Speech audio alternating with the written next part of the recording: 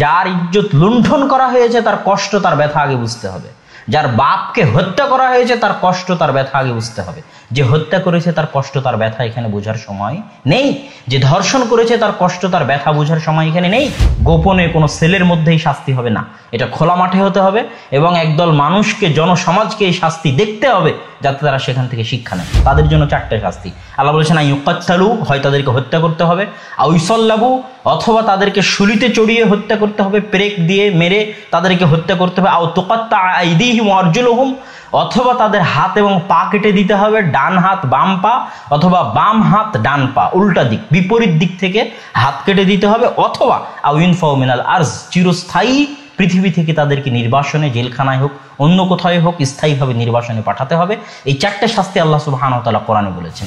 উল্লেখ্য যে যদিও ধর্ষণকে এবং নারী নির্যাতনকে মধ্যযুগীয় নামে নামকরণ করা হয়, কিন্তু আমরা বলবো এই আধুনিক যুগেও আধুনিক নিয়ম কানুনও, আধুনিক সভ্যতাও মানুষকে ধর্ষণের মতো অপরাধ থেকে দূরে রাখতে পারেনি। বরং যারা আধুনিক সভ্যতার দাবিদার সেই সমস্ত দেশগুলোতেও ধর্ষণ অহরহ প্রতিনিয়ত বেড়ে উঠছে, যা ধর্ষণের স্ট্যাটিস্টিক্স, পরিসংখ্যান, দেশভিত্তিক পরিসংখ্যান দেখলেই সহজেই অনুমেয় হয়। সুতরাং আধুনিক নিয়মকানুন যে ধর্ষণ প্রতিরোধে অক্ষম এবং ব্যর্থ, এতে সন্দেহের বিন্দুমাত্র অবকাশ নেই বললেই চলে। সেখানে আমরা লক্ষ্য করব যে ইসলাম ধর্ষণ প্রতিরোধে কী ধরনের ব্যবস্থাপনা গ্রহণ করেছে। আমরা জানি যে রোগের ক্ষেত্রে আমরা 2টা ব্যবস্থাপনার কথা শুনি, বাংলায় বলে প্রতিরোধ আর প্রতিকার, এবং সবসময় বিজ্ঞানীরা বলে থাকে যে প্রতিরোধটা সবচেয়ে বেশি জরুরি। যেমন আমরা করোনা ভাইরাসের সময় শুনেছি, যেহেতু করোনা ভাইরাসের কোনো ভ্যাকসিন নাই, অতএব আমাদের শরীরের রোগ প্রতিরোধ ক্ষমতা বাড়াতে হবে, এটা হলো প্রথম পদক্ষেপ। তারপরে অসুস্থ হয়ে গেলে সেটার চিকিৎসা করতে হবে, সেটা দ্বিতীয় পদক্ষেপ।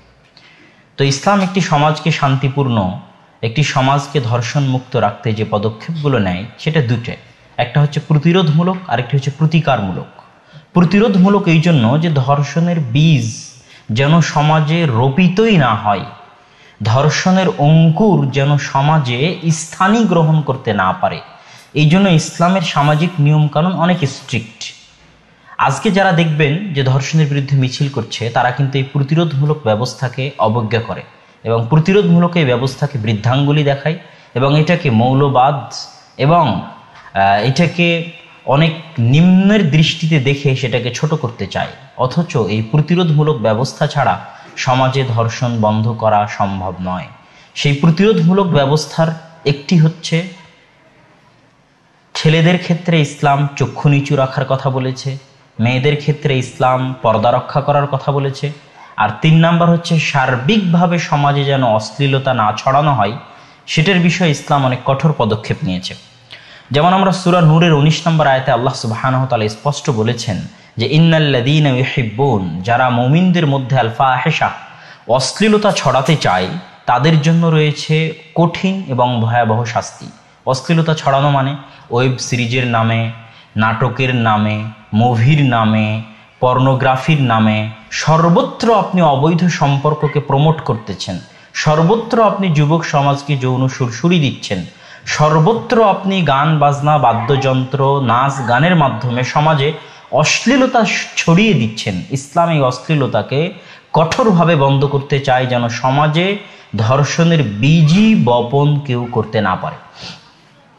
তাহলে ইসলামের প্রতিরোধমূলক ব্যবস্থাটা হচ্ছে অনেক জরুরি, যেটা আধুনিক যুগের যারা নিয়ম কানুন প্রণয়ন করে, যারা নিজেদেরকে আধুনিক সভ্যতার দাবিদার, তারা এটাকে গ্রহণ করতে চায় না এবং এটাকে গ্রহণ না করার কারণে তারা শতভাগ ধর্ষণ বন্ধে এখন পর্যন্ত সফলতা দেখাতে পারেনি। সেটা পৃথিবীর উন্নত রাষ্ট্র আমেরিকা হোক, সেটা আমাদের পার্শ্ববর্তী দেশ ভারত হোক, আর পৃথিবীর যে দেশই হোক, এবং পারবেও না, এটাই সত্য। আর দ্বিতীয় পদক্ষেপ হচ্ছে প্রতিকারমূলক ব্যবস্থাপনা। প্রতিকারমূলক ব্যবস্থাপনার কথা আমরা বক্তব্যের শেষের দিকে আসব। তাহলে ইসলামের একটা মৌলিক নীতি আমরা দেখলাম, ধর্ষণ প্রতিরোধে ইসলাম প্রতিরোধ, আগে সমাজের যেন রোগ প্রতিরোধ ক্ষমতা যেন থাকে, সমাজে যেন রোগটা জায়গায় না করতে পারে, এটার ব্যবস্থা, তারপরে প্রতিকার। ইসলামের দ্বিতীয় পয়েন্ট হচ্ছে যে ইসলামে ইচ্ছায় সংঘটিত হোক অনিচ্ছায় সংঘটিত হোক, বিবাহ বহির্ভূত যে কোনো প্রকার যৌন সম্পর্ক ইসলামে সমান অপরাধ বলে বিবেচিত হয়, সেটা ইচ্ছাই হোক অনিচ্ছাই হোক। কিন্তু আধুনিক নিয়ম কানুনে বা সেকুলার নিয়ম কানুনে তখনই সেটাকে শাস্তিযোগ্য অপরাধ মনে করা হয় যখন সেটা অনিচ্ছা এবং জোরপূর্বক সংঘটিত হয়ে থাকে। এছাড়া যদি সেটা ইচ্ছায় হয়, দুইজনের সম্মতিতে হয়, যদিও সেটা বিবাহ বহির্ভূত, সেই ক্ষেত্রে সেকুলার নিয়ম কানুন চুপ থাকে। তাহলে তার একজন মানুষকে ইচ্ছায় অবৈধভাবে যৌন সম্পর্কের অনুমতি দিচ্ছে, আবার সেই যখন অনিচ্ছায় করতে আসছে তখন তাকে বাধা দিচ্ছে।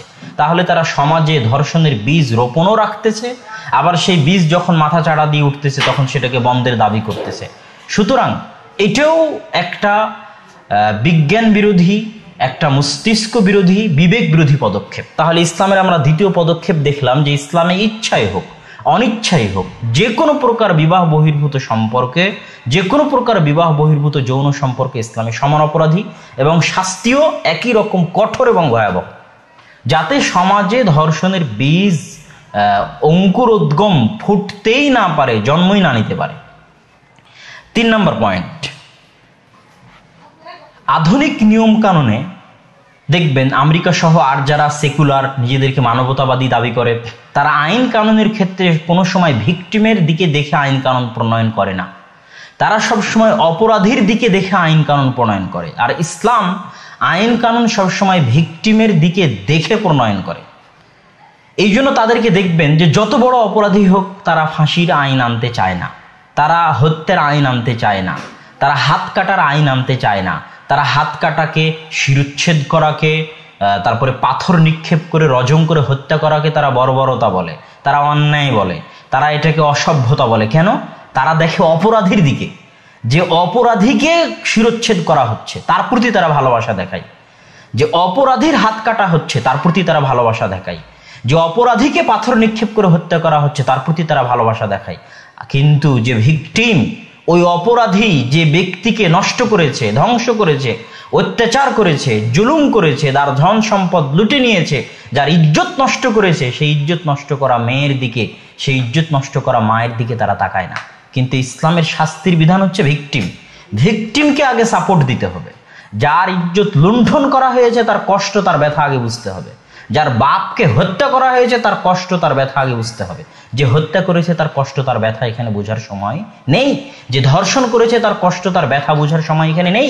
সুতরাং এই দৃষ্টিকোণ থেকেও আধুনিক যুগের নিয়ম কানুন ব্যর্থ, মস্তিষ্ক বিরোধী, বিবেক বিরোধী, বিজ্ঞান বিরোধী, এবং ইসলামের নিয়ম কানুনই হচ্ছে সঠিক, সুন্দর এবং সত্য।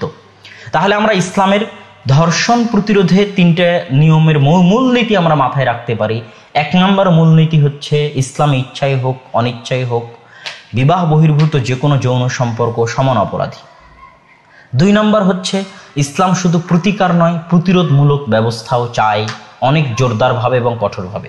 3 নম্বর হচ্ছে ইসলাম শাস্তি প্রয়োগ করে ভিকটিমের দিকে দেখে, নট অপরাধীর দিকে দেখে। এবার আমরা আসি ধর্ষণের শাস্তি। আমরা জানি, প্রথমেই বলেছি ইচ্ছায় অনিচ্ছায় দুটোই সমান, তথা ইচ্ছায় জেনা আর অনিচ্ছায় যেটাকে আমরা ধর্ষণ নাম দিই। তো ইসলামে জেনার শাস্তি উল্লেখ করা হয়েছে, স্পষ্টভাবে ধর্ষণের কোনো শাস্তি, যে এটা ধর্ষণ এটার শাস্তি, এরকম কোনো উল্লেখ করা নাই। কেন? যে কাজটা ইচ্ছায় সংঘটিত হয় তার যদি এত ভয়াবহ শাস্তি হয়, সেটা যদি কেউ অনিচ্ছায় করে তাহলে এটা তার চেয়ে বড় ভয়াবহ অপরাধ।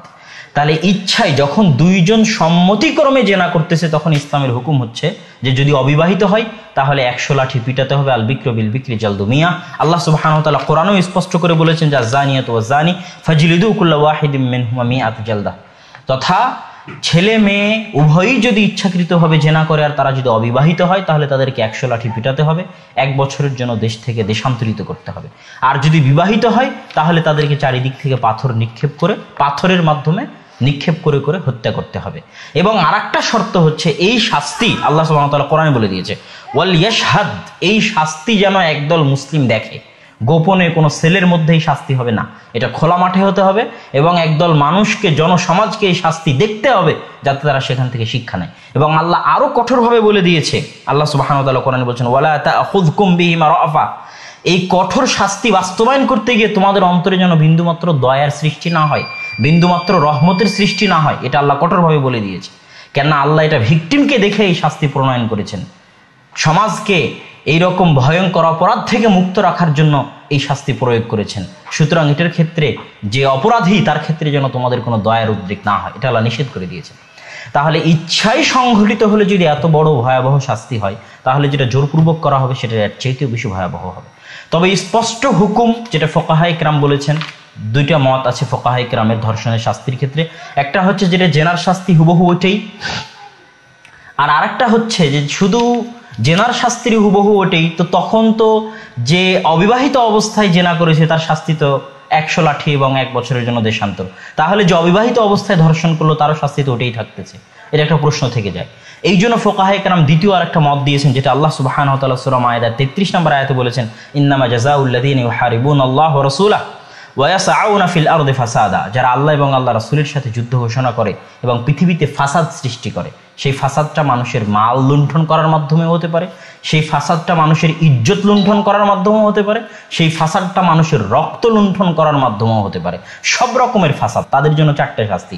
আল্লাহ বলেছেন আইয়ুকাত্তালু, হয় তাদেরকে হত্যা করতে হবে, আও ইউসাল্লাবু, অথবা তাদেরকে শুলিতে চড়িয়ে হত্যা করতে হবে, পেরেক দিয়ে মেরে তাদেরকে হত্যা করতে হবে, আও তুকাত্তা আইদিহিম ওয়া আরজুলুহুম, অথবা তাদের হাত এবং পা কেটে দিতে হবে, ডান হাত বাম পা, অথবা বাম হাত ডান পা, উল্টা দিক বিপরীত দিক থেকে হাত কেটে দিতে হবে, অথবা আও ইউনফাউ মিনাল আরজ, চিরস্থায়ী পৃথিবী থেকে তাদেরকে নির্বাসনে, জেলখানায় হোক অন্য কোথায় হোক স্থায়ীভাবে নির্বাসনে পাঠাতে হবে।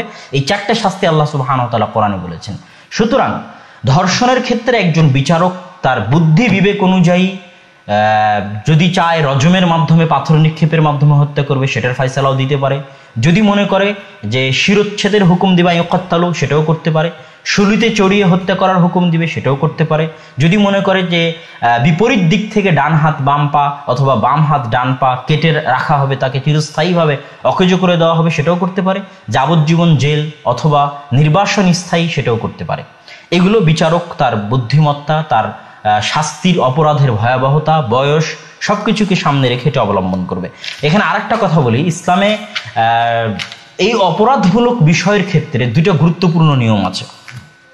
একটা গুরুত্বপূর্ণ নিয়ম হচ্ছে যে ইসলাম চায় না যে অপরাধের প্রচার হোক, যেটা আমরা কিন্তু অতটা খেয়াল করি না। যেমন ধরেন নোয়াখালীতে যে মেয়েটির সাথে অত্যাচার নির্যাতন করা হলো, আপনি তাকে সুষ্ঠু ন্যায় বিচার দেওয়ার জন্য তার যে ভিডিওটা ভাইরাল করেছেন, ওই ভিডিওটা যে আরো কত হাজারো ধর্ষক তৈরি করেছে গোপনে সারা বাংলাদেশে, এটা আপনি জানেন না। তো ইসলাম চায় যে অপরাধের সংবাদ যেন প্রচার না করা হয়। রাসূল সাল্লাল্লাহু আলাইহি ওয়াসাল্লামের বহু হাদিস এই বিষয়ের স্পষ্ট প্রমাণ বহন করে। সুতরাং ধর্ষণের শাস্তি হতে হবে কঠিন এবং ভয়াবহ, কিন্তু সেটার ভিডিও ধারণ করে সেটাকে ব্যাপক হারে প্রচার করা, ভাইরাল করা এবং নিয়মিত পেপার পত্রিকাতে হেডলাইনে রাখা এই ধরনের সংবাদ, পজিটিভ সংবাদ না রেখে সবসময় নেগেটিভ সংবাদে হেডলাইনে রাখা, এটা গোপনে আরো হাজারো ধর্ষক তৈরি করে। সুতরাং এই ক্ষেত্রেও ইসলামের এই নিয়মকে আমরা ফলো করতে পারি। তো সম্মানিত উপস্থিতি, আল্লাহ সুবহানাহু ওয়া তাআলা এখানে আরেকটা কথা ছুটে গেছে যে ইসলামের শাস্তি বাস্তবায়ন করার ক্ষেত্রে 2টা নিয়ম। 1, হয় যে অপরাধ করেছে তাকে স্বীকার করতে হবে, 2, সাক্ষী পেশ করতে হবে। জেনা এবং ধর্ষণের জন্য 4 জন সাক্ষী লাগে। আর যদি ভিডিও টিডিও ইত্যাদি থাকে সেটা কারিনা হিসেবে, মাধ্যম হিসেবে ব্যবহার হতে পারে, কিন্তু মাধ্যম দুটোই, হয় অপরাধীকে স্বীকৃতি দিতে হবে বিচারকের সামনে, অথবা 4 জন সাক্ষী পেশ করতে হবে, যেটা আল্লাহ সুবহানাহু ওয়া তাআলা সূরা নূরের মধ্যে স্পষ্টভাবে ঘোষণা করেছেন। তো আল্লাহ সুবহানাহু ওয়া তাআলা আমাদেরকে এবং আমাদের সকলকে পৃথিবীতে, শুধু বাংলাদেশ নয় সারা পৃথিবীতে ধর্ষণ মুক্ত রাখার জন্য ইসলামের যে নিয়ম কানুনগুলো রয়েছে, ইসলামের যে পদক্ষেপগুলো রয়েছে, সেগুলো বাস্তবায়ন করার তৌফিক দান করুক। এবং একমাত্র এই পদক্ষেপই পৃথিবীবাসীকে ধর্ষণের মতো এত মহান, জঘন্য, ন্যাক্কারজনক অপরাধ থেকে মুক্তি দিতে পারে। আর দ্বিতীয় কোনো নিয়ম, আর দ্বিতীয় কোনো বিধান, কোনো আইন পৃথিবীবাসীকে মুক্তি দিতে পারে না। এটাই ঠিক, এটাই সত্য। আল্লাহু আ'লাম বিসওয়াব ওয়া সাল্লাল্লাহু আলা নবী ওয়া সাল্লাম। আসসালামু আলাইকুম ওয়া রাহমাতুল্লাহি ওয়া বারাকাতুহু। তো আমি সবগুলো বিষয়ের দিকেই আমার সাধ্য অনুযায়ী ইঙ্গিত করার চেষ্টা করব। পাশাপাশি বর্তমান বিশ্বে যে অন্যায়, অনাচার, খুন, রাহাজানি, এমনকি বর্তমান বাংলাদেশে যে নিরাপত্তাহীনতা, চুরি ডাকাতি, ছিনতাই, চাঁদাবাজি, হত্যা, ধর্ষণ সমগ্র পৃথিবীব্যাপী এবং বর্তমান বাংলাদেশেও যে অপরাধ প্রবণতা, এমনকি বিশ্বের উন্নত দেশেও, যদি আমরা ক্যালিফোর্নিয়া, লস অ্যাঞ্জেলসের কথা বলি, তাহলে যতক্ষণ আইনের প্রয়োগ আছে ততক্ষণ মানুষ ভালো আছে। যখন আগুন লেগে গেছে, দাবানল ছড়িয়ে পড়েছে, আইন প্রয়োগকারী কোনো সংস্থা নাই, তখন সেই আমেরিকার, সেই লস অ্যাঞ্জেলসের, সেই ক্যালিফোর্নিয়ার মানুষেরাই বাড়িঘর থেকে মানুষের সহায় সম্পত্তি, সম্বল সব চুরি, ছিনতাই, ডাকাতি করে নিয়ে চলে যাচ্ছে, যা প্রত্যেক দিন আমরা নিউজ পেপার এবং টিভি চ্যানেলগুলোতে দেখেছি। তাহলে এই যে একটা কৃত্রিম শান্তি এবং নিরাপত্তা, এই কৃত্রিম শান্তি নিরাপত্তা আসলে কোনো স্থায়ী শান্তি নিরাপত্তা নয়। প্রাকৃতিক শান্তি নিরাপত্তা স্থায়ী শান্তি নিরাপত্তা। সেটি কিভাবে প্রতিষ্ঠিত হবে? রাসূলুল্লাহ সাল্লাল্লাহু আলাইহি ওয়াসাল্লাম যেই যুগে প্রেরিত হয়েছিলেন সেই যুগকে বলা হয় আইয়ামে জাহিলিয়াত, জাহিলিয়াতের অন্ধকারাচ্ছন্ন যুগ। কেন আইয়ামে জাহিলিয়াত বলা হয়? ঠিক বর্তমান পৃথিবীতে যা যা চলতেছে তার সবগুলোই ওই সময়ে চলতো। এই চুরি, ডাকাতি, ছিনতাই, চাঁদাবাজি, খুন, ধর্ষণ, রাহাজানি, যত অপরাধ পৃথিবীতে হতে পারে তার সকল অপরাধের স্বর্গরাজ্য ছিল তৎকালীন আইয়ামে জাহিলিয়াতের সময়। তো রাসূলুল্লাহ সাল্লাল্লাহু আলাইহি ওয়াসাল্লাম সেই আইয়ামে জাহিলিয়াতের নিরাপত্তাহীনতাকে, অশান্ত পরিবেশকে কিভাবে নিরাপত্তার চাদরে ঢেকে দিয়েছিলেন, কিভাবে শান্ত করেছিলেন, মানুষগুলোকে প্রাকৃতিকভাবেই শান্তি, নিরাপত্তা ও ন্যায় প্রতিষ্ঠাকারী বানিয়েছিলেন, তা পৃথিবীর ইতিহাসের এক বিরল ও ঐতিহাসিক দৃষ্টান্ত। তো আমরা বর্তমান পৃথিবীতে ব্যক্তিগত, পারিবারিক, সামাজিক এবং রাষ্ট্রীয় সকল জীবনে যে চরম অস্থিরতা, যে চরম অশান্তি, মানসিক থেকে শুরু করে সকল রকমের একটা সময়ের মধ্যে দিয়ে যাচ্ছি, এগুলোর সমাধানটা আসলে কি এবং কিভাবে সম্ভব, এটি জানতে হলে আসলে যাত্রাটা শুরু থেকেই করা উচিত। মানুষের সৃষ্টি রহস্যের শুরু, পৃথিবীর শুরু, সেখান থেকে যদি যাত্রা হয় তাহলে আমাদের জন্য সিদ্ধান্ত নেওয়া, করণীয় ঠিক করা সহজ হয়ে যাবে। আল্লাহ সুবহানাহু ওয়া তাআলা মানুষকে খলিফা বলেছেন, ইন্নী জাইলুন ফিল আরদি খলিফা। তো এই খলিফা মানে আমরা যেটা বুঝি সেটা নয়। এই খলিফা হচ্ছে কারো স্থলাভিষিক্ত, কারো পরিবর্তে কারো জায়গায় প্রতিস্থাপন, এক্সচেঞ্জ। তো কার জায়গায় প্রতিস্থাপন হচ্ছে? এই পৃথিবী গত হাজার ও লক্ষ বছর যাবৎ জিনেরা আবাদ করে আসতেছে। তো জিনদের পরস্পরের মারামারি, গণ্ডগোল, চুরি, ছিনতাই, রাহাজানি, ডাকাতি, ধর্ষণে ফেরেশতারা বিরক্ত। আর কত অপরাধ কন্ট্রোল করা যায়? তখন আল্লাহ সুবহানাহু ওয়া তাআলা সিদ্ধান্ত নিলেন তিনি নতুন সৃষ্টি করবেন। তখন ফেরেশতারা কি বললেন? এখন যা চলতেছে সেটাই বললেন যে আল্লাহ এক জিন জাতির চুরি, হত্যা, ছিনতাই, রাহাজানি, ধর্ষণ কন্ট্রোল আমরা করতে পারি না, আর এক জাতি তৈরি করবেন, তারাও একই কাজ করবে। ইফসিদুনা ফিল আরজ, জমিনে ফাসাদ সৃষ্টি করবে। কিন্তু আল্লাহ সুবহানাহু ওয়া তাআলা বললেন, আমি যা জানি তোমরা তা জানো না। আল্লাহ কি জানেন যা ফেরেশতারা জানতেন না? আল্লাহ জানতেন যে মানুষ তিনি সৃষ্টি করতে যাচ্ছেন, এই মানুষের মধ্যে যেমন ফিতনা ফাসাদ সৃষ্টিকারী মানুষও থাকবে, ঠিক তেমন শান্তি, নিরাপত্তা প্রতিষ্ঠাকারী অনন্য ব্যক্তিত্ব মুহাম্মদ সাল্লাল্লাহু আলাইহি ওয়াসাল্লাম আছেন না? নাই? আছেন। ঠিক তেমনি পৃথিবীতে শান্তি, নিরাপত্তা প্রতিষ্ঠাকারী দাউদ এবং সুলাইমান, ন্যায় প্রতিষ্ঠাকারী বিচারক, শাসক আলাইহিমা সালাতু ওয়াসসালাম, তারাও আছেন। তো এটাই হচ্ছে আল্লাহ জানতেন যা ফেরেশতারা জানতো না। তো সম্মানিত উপস্থিতি, তো পৃথিবী সৃষ্টির শুরুতেই কোরআন যে ধারা বিবরণী দিয়েছে, যে ধারা বিবরণীর সাথে তাওরাত, জাবুর, ইনজিল এগুলো একমত, দ্বিমত নাই। মূল কনসেপ্টে সবাই একমত যে পৃথিবী এক আদম এবং হাওয়া থেকে সৃষ্টি হয়েছে। এইটার সাথে বর্তমান কোরআন, বর্তমান এত বিকৃতির পরেও বর্তমান তাওরাত, বর্তমান ইনজিলের কোনো দ্বিমত নাই। ঘটনার ধারা বিবরণীতে পার্থক্য হতে পারে। আবদুল্লাহ ভাই কয়টার সময় গাইবান্ধা সরকারি কলেজে ঢুকেছিল, কিভাবে ঢুকেছিল, কোন রাস্তা দিয়ে আসছিল, এগুলো নিয়ে দ্বিমত হইতে পারে। কিন্তু আমি যে গাইবান্ধা সরকারি কলেজে আসছিলাম, এটা নিয়ে কোনো দ্বিমত নাই। যে যেভাবে জানে সে সেভাবে বর্ণনা করেছে। কেউ বলছে না শাখাটা দিয়ে আসছিল, কেউ নাকাইহাট, কেউ পলাশবাড়ি। বর্ণনার ধারা বিবরণীতে পার্থক্য হতে পারে, কিন্তু মানব সৃষ্টির শুরু যে আদম এবং হাওয়া দিয়ে এবং জান্নাতে এবং আল্লাহ সৃষ্টি করেছেন, এইটার বর্তমান যে স্ক্রিপ্ট আছে তাওরাত, ইনজিল, বাইবেল এবং কোরআন, এই বিষয়ে দ্বিমত নাই। তো আমরা যেটি বলছিলাম যে আল্লাহ সুবহানাহু তাআলা সৃষ্টির শুরুতেই মূল পয়েন্টটা তৈরি হলো কি, মানুষ পৃথিবীতে ফিতনা তৈরি করবে, ফাসাদ তৈরি করবে। আর জিনদের ফিতনা এবং ফাসাদে ফেরেশতারা অতিষ্ঠ। আল্লাহ বললেন যে না, তো আমি যা জানি তোমরা তা জানো না। তার মানে পৃথিবীতে শান্তি, নিরাপত্তা এবং ন্যায় প্রতিষ্ঠাকারী মানুষেরাও থাকবে।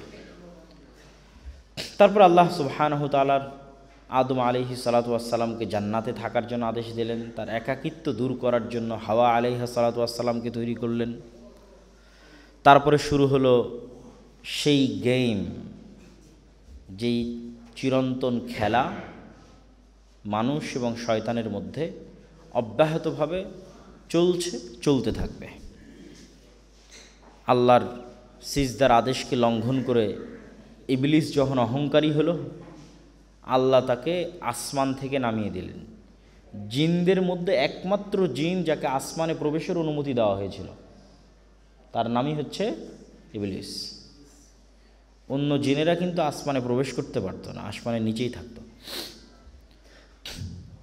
সেই জিন ইবলিসকে আল্লাহর নাফরমানি এবং অবাধ্য হওয়ার কারণে আসমান থেকে নামিয়ে দেওয়া হলো।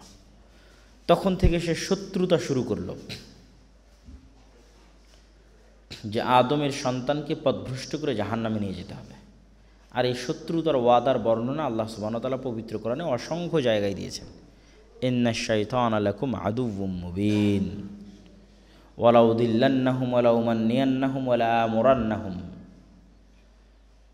অসংখ্য আয়াতে আল্লাহ সুবহানাহু ওয়া তাআলা এই কথাগুলো তুলে ধরেছেন যে শয়তান শপথবদ্ধ হলো, ওয়াদাবদ্ধ হলো যে সে লড়াই চালিয়ে যাবে মানুষকে পথভ্রষ্ট করো তো জাহান্নামে নিয়ে যাওয়ার জন্য।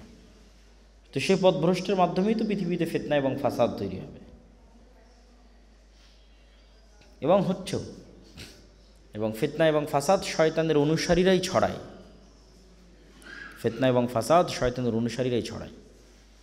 তবে যে ডাবল রোল বা যদি আমরা বলি ডিসক্রিমিনেশন, বৈষম্য, ওই যুগেও মুমিনেরা বলতো যে আমরা হচ্ছে শান্তি, ন্যায়, নিরাপত্তা প্রতিষ্ঠাকারী।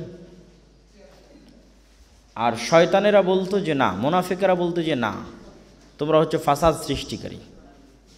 আজকের যুগেও মুমিন এবং মুসলিমদের বলা হয় যে তোমরা সন্ত্রাসী এবং জঙ্গি। বলা হয় না? বলা হয় না? বলা হয়। আসলে মুসলিম এবং মুমিনেরা সন্ত্রাসী, জঙ্গি না শান্তি নিরাপত্তা প্রতিষ্ঠাকারী? শান্তি এবং নিরাপত্তা প্রতিষ্ঠাকারী।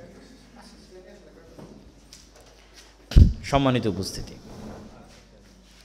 তাহলে এই যে শয়তান এবং মানুষের যে চিরন্তন যুদ্ধ আল্লাহ শুরু করে দিলেন, এই চিরন্তন যুদ্ধে শয়তানকে দুটি অসম ক্ষমতা দেওয়া হলো, যেই ক্ষমতার সাথে লড়াই করার কোনো শক্তি মানুষের নাই। একটা ক্ষমতা কি? শয়তান সরাসরি মানুষের অন্তরে মেসেজ দিতে পারে, যা এখন পর্যন্ত মানুষ তার টপ লেভেলের টেকনোলজি ব্যবহার করেও পারে না। যে আমি এখানে বসে থেকে না চিল্লিয়ে, এখন তো চিল্লাচ্ছি, বা আবার মাইক লাগানো আছে, আবার সাউন্ড সিস্টেম ভালো করার জন্য অনেক ব্যবস্থা আছে, না চিল্লিয়ে আমি এখানে বসে থেকে আমার মেসেজটা আপনাদের হৃদয়ে হৃদয়ে ফরওয়ার্ড করে দিলাম। এটা কি সম্ভব? এখন পর্যন্ত এরকম কোনো টেকনোলজি আছে? সম্ভব। ওই হোয়াটসঅ্যাপে ফরওয়ার্ড করতে হবে, তাও আপনাকে পড়তে হবে, মানে ডাইরেক্ট অন্তরে দেওয়ার সিস্টেম নাই, চোখ দিয়ে পড়তে হবে, অথবা অডিও দিবেন কান দিয়ে শুনতে হবে। কিন্তু শয়তানের কাছে কি টেকনোলজি আছে? অডিও দেওয়া লাগবে না, চিঠি লেখা লাগবে না, পড়া লাগবে না, সরাসরি অন্তরে? একটু কথা বলতে হবে। শয়তান কোথায় মেসেজ দিবে? সরাসরি সরাসরি অন্তরে। এইটার সাথে মানুষ কেমনে ফাইট করবে? ভয়ঙ্কর বিষয়। শয়তানের নাম্বার থেকে মেসেজ আসলে তাও বুঝতাম যে এটা শয়তানের নাম্বার, মেসেজটা না পড়ি, এটা শয়তানের লিঙ্ক না দেখি। তো শয়তান উইদাউট এনি আইডেন্টিটি সরাসরি কোথায় মেসেজ দেয়? অন্তরে দেয়। শয়তানকে আল্লাহ সুবহানাহু ওয়া তাআলা আরও একটি শক্তি দিয়েছেন, সেটি হচ্ছে মানুষের রক্তে রক্তে এবং রগে রগে চলার ক্ষমতা এবং শক্তি, মানুষের শরীরে প্রবেশের ক্ষমতা। রাসূলুল্লাহ সাল্লাল্লাহু আলাইহি ওয়াসাল্লাম বলেন, ইন্না শাইতানা ইয়াজরি মাজরাদ দাম, শয়তান মানুষের রক্তনালীর মধ্যে দিয়ে চলাচল করে। এই জন্য সিয়াম শয়তানের বিরুদ্ধে যুদ্ধ। ইবনুল কাইয়িম রাহিমাহুল্লাহ বলেন, মানুষ যখন না খেয়ে থাকে তখন তার রক্তনালী, কোষ এগুলো সংকুচিত হয়ে আসে এবং শরীরের মধ্যে শয়তানের প্রবেশ নিয়ন্ত্রিত হয়। আর যখন মানুষ পেট পূর্ণ করে খাবার খায় এবং অতিরিক্ত ঘুমায়, তখন ওই শরীরের মধ্যে শয়তানের প্রবেশ অত্যন্ত সহজ হয়। তাহলে যখন মানুষ সিয়াম থাকবে, না খেয়ে থাকবে, তখন বাই ডিফল্ট শয়তানের জন্য শরীরে প্রবেশ করা কঠিন হবে। তাহলে আমরা দেখছি শয়তানকে আল্লাহ সুবহানাহু ওয়া তাআলা দুইটা আমাদের চাইতে অতিরিক্ত, মাত্রাতিরিক্ত শক্তি দিয়েছে। একটি সরাসরি আমাদের অন্তরে মেসেজ দেওয়া, দুই আমাদের রক্তে রক্তে এবং শরীরে চলার শক্তি। এর বিপরীতে তাহলে মানুষ কি করবে? এর বিপরীতে মানুষের জন্য শক্তি আল্লাহ দেননি, অফার দিয়েছেন। মানুষকে আল্লাহ সুবহানাহু ওয়া তাআলা ওই রকমের সীমাহীন কোনো শক্তি দেননি। মানুষের সবচেয়ে বড় শক্তির জায়গা হচ্ছে মানুষের জ্ঞান আর অফার। জ্ঞানটা কারা নিয়ে আসবে? আল্লাহর পক্ষ থেকে তার নবী রাসূলেরা নিয়ে আসবে, কিতাবের মাধ্যমে নিয়ে আসবে। আল্লাহ নিজে সূরা বাকারায় বলছে যে এই ফিতনা এবং এই ফাসাদ, শয়তানের এই ভয়ঙ্কর ষড়যন্ত্র থেকে তোমাদেরকে বাঁচানোর জন্য আমি নবী রাসূল পাঠাবো।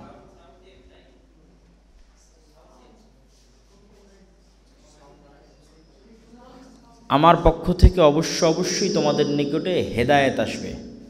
ফামান তাবিআ হুদায়া ফালা খাউফুন আলাইহিম ওয়ালা হুম ইয়াহজানুন। তো ওই হেদায়েত আল্লাহ নবীদের মাধ্যমে পাঠাবে, ওই জ্ঞান আল্লাহ নবীদের মাধ্যমে পাঠাবে। এই জন্য কিন্তু পৃথিবীর কোনো স্কুল, কলেজ, ইউনিভার্সিটির সিলেবাস আপনাকে বলবে না পৃথিবীতে শয়তানের অস্তিত্ব আছে, শয়তান তোমাদের অন্তরে ওয়াসওয়াসা দেয়, অতএব তোমরা শয়তানের বিরুদ্ধে লড়াই করো। এই নলেজ তো নাই পৃথিবীর কারো কাছে। এই জ্ঞান একমাত্র আল্লাহ নবীদেরকে দিয়েছে। নবীরা ওই কিতাবের মাধ্যমে মানুষের মধ্যে দিয়েছে যে পৃথিবীতে শয়তানের অস্তিত্ব আছে এবং তোমাদের শয়তানের বিরুদ্ধে লড়াই করতে হবে, এবং কন্টিনিউয়াসলি শয়তান তোমাদেরকে জাহান্নামের দিকে নিয়ে যাওয়ার জন্য চেষ্টা করতেছে। তো শয়তান মানুষকে যতগুলো কাজে প্রলুব্ধ করে, উৎসাহিত করে, আপনাদের এই বিখ্যাত হাদিস জানা থাকার কথা, ইবলিস যখন সমুদ্রের উপর তার সিংহাসন বসায় এবং শয়তানেরা যখন দৈনিক কারগুজারি, দৈনিক অ্যাক্টিভিটিস সাবমিট করে যে আমরা আজকে সারাদিনে এই করেছি, তখন সবচেয়ে বেশি শয়তান খুশি হয় যদি স্বামী এবং স্ত্রীর মধ্যে গণ্ডগোল লাগিয়ে তালাক করিয়ে দিতে পারে। সহিহ হাদিস। তাহলে বোঝা যাচ্ছে শয়তান পৃথিবীতে ফাসাদ তৈরি করাকে সবচেয়ে পছন্দ করে। ইন্ডিভিজুয়াল অপরাধ যা আল্লাহর সাথে সম্পৃক্ত, এইটার চাইতেও শয়তান বেশি খুশি হয় যদি সমাজের মধ্যে শান্তি শৃঙ্খলা বিনষ্ট করা যায়। তার প্রমাণ হচ্ছে ওই হাদিস। ইন্ডিভিজুয়াল অপরাধ বলতে আমি কি বুঝালাম? যেমন মানুষ হয়তো তার নিজের জায়গায় কোনো একটা অপরাধ করতেছে, ধরেন সালাত আদায় করলো না, সিয়াম পালন করলো না, অথবা গান শুনতেছে, অশ্লীল দৃশ্য দেখতেছে। এই ইন্ডিভিজুয়াল যে অপরাধগুলো সে করতেছে, অবশ্যই সালাত পরিত্যাগের গুনাহ সবচেয়ে বড়। তবে স্বাভাবিক অপরাধের লিস্টে দেখবেন রাসূলুল্লাহ সাল্লাল্লাহু আলাইহি ওয়াসাল্লাম নিরপরাধ মানুষকে হত্যা করা, এই অপরাধটা সুদের অপরাধ, এগুলোকে সবসময় শীর্ষস্থানে রেখেছে। শিরকের পরপরই স্থান দেওয়া আছে পিতামাতার অবাধ্যতা, মানে শিরকের গুনাহের পরপরই স্থান দেওয়া আছে কি পিতামাতার অবাধ্যতা, কি ফিতনা, ফাসাদ, বিশৃঙ্খলা। তারপরে দেওয়া আছে নিরপরাধ মানুষকে হত্যা।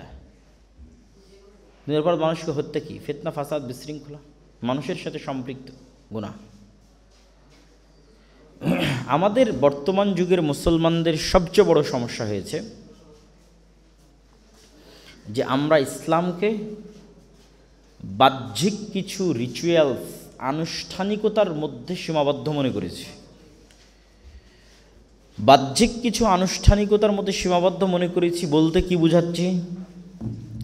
আমরা মুসলমানেরা মনে করেছি যে ইসলাম মানে শুধু 5 ওয়াক্ত সালাত, ইসলাম মানে রমজান আসতেছে সিয়াম না খেয়ে থাকা, ইসলাম মানে হজ করা, ইসলাম মানে মসজিদ মাদ্রাসা আর জালসা হলে কিছু দান করা। এবং এতটুকু ধারণার ভুল প্রয়োগ কিভাবে হয়? একজন শিক্ষক সঠিক সময়ে ক্লাসে উপস্থিত হচ্ছে না, নিয়মিত ক্লাস নিচ্ছে না, অনুপস্থিত থেকে বেতন নিচ্ছে, তারপর সে মনে করতেছে আমার তো দাঁড়িয়ে আছে, আমি তো নামাজি, আমি তো অনেক বড় আল্লাহওয়ালা। তাহলে এই রং কনসেপ্ট কিভাবে তার মাথার মধ্যে ঢুকলো? মানে সে ইসলাম বুঝেইনি যে ইসলাম কি। ঠিক আরেকজন AC land, OC, DC, SP, সচিব